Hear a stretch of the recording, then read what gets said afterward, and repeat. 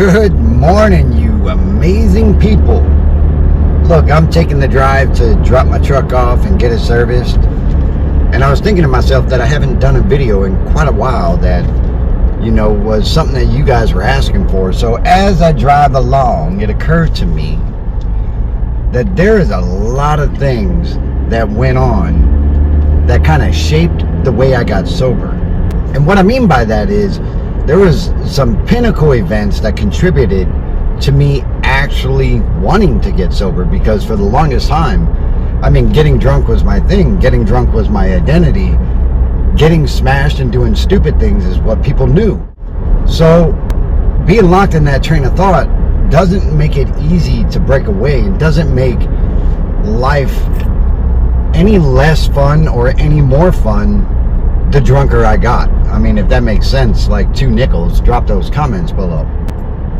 Before I go on, I just want to thank all you guys who have subscribed to the channel so far. And I realized on April 10th, and this is kind of a tangent, for some reason I lost a ton of viewers, and I don't know how, and I don't know what had transpired, and I don't know why. However, I think I just made a wrong turn, but I don't know why. So, but I just want to put out that I appreciate you guys, and I appreciate what you do, and I appreciate everyone who tunes in to this channel, because we're here to help each other, and that's what it's all about. All right, now back to what I was talking about. And so there was a lot of things that contributed to me being sober, and there's a lot of things that had to happen in order for me to change the way I think about drinking alcohol, and change the way I think about getting drunk, and change the way that I felt about myself.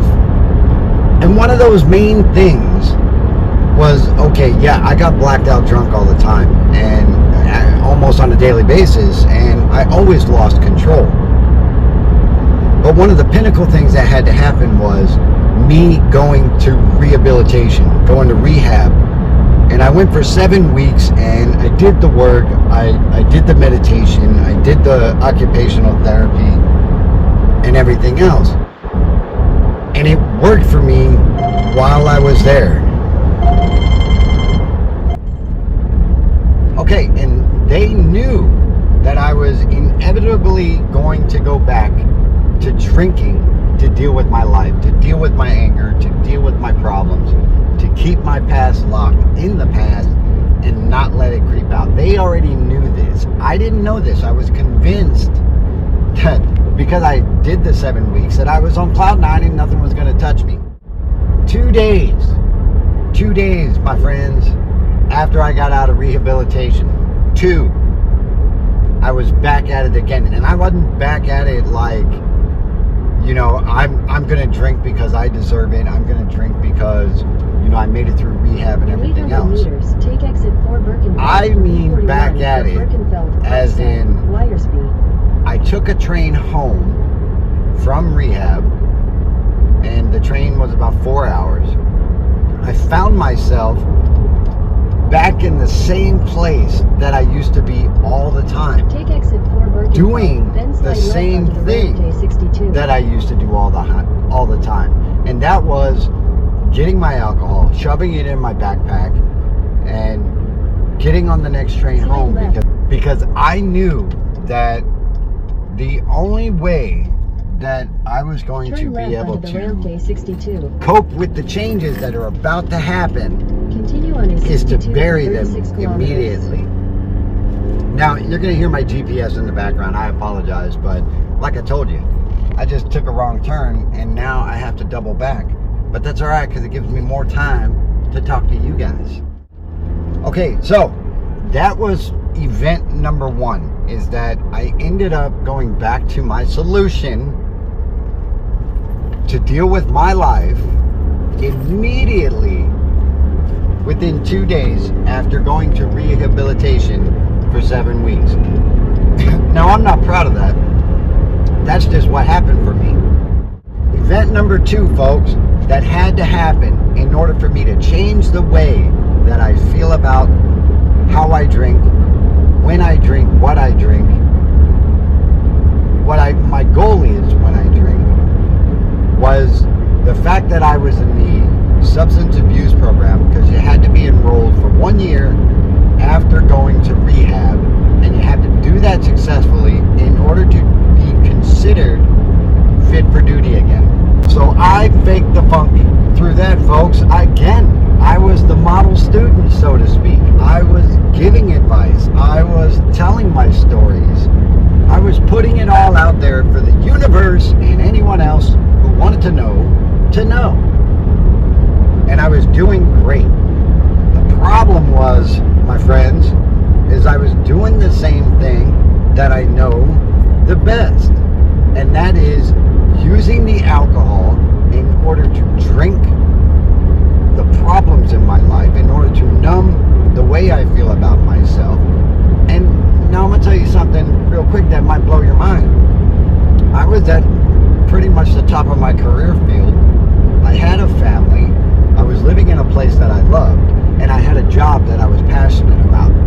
But yet I was still going back to the bottle as my solution to life, my solution to me. Again, my friends, if you can relate to that, put your comment right there for someone else to get some of that, because that's what this channel is all about. Sharing our experience, strength, and hope in hopes that it helps somebody else. Now you're going to see this in a vertical frame because I am driving, and I did want to shoot this for you guys because I realized I hadn't shot a video in a long time. Now back to the subject at hand. So the moment that I was about to graduate from the substance abuse program, I had my command, which my boss and their boss, with me, and the counselor, and we were just filling out the discharge paperwork. And just as the counselor was about to sign the discharge and send me on my way, which nobody would be able to hold me accountable to my drinking unless I got in trouble after that, except for me. So the moment they were about to do this, guess what? That counselor had a look at the piece of paper that was just beneath her elbow where she was signing her signature to the form that was going to release me from the substance abuse program and saw a result of a blood test. Now, I've talked about this before on this channel, and it is profound how impactful this moment was to the way that I feel about drinking, and the way that I feel about me, and the way that I feel about my solution to my life. So as she was looking down, she saw a number figure that did not quite make sense. Now, I told you guys this before in the past. There's a test called the CDT test, and it's a carbohydrate deficiency something test, right? I don't know the whole thing. I did a little while back, but I have forgotten in time. And there it was, man, my result to my cage, so to speak. And this result showed, because it was my name that was on this piece of paper that had this figure on it, that the counselor was signing, or rather above the paper that the counselor was signing to let me go from the substance abuse program successfully. It was an elevated number, and that number is supposed to be lower, and the higher number indicates that you have drank within the last 24 hours or something similar to that. Well, like I said, my name was on it, and she looked at me, that counselor looked at me right in my eyeballs and said, "Now tell me you haven't effing been drinking." And I looked her in the face, right in her eyeballs, and I said, "I have."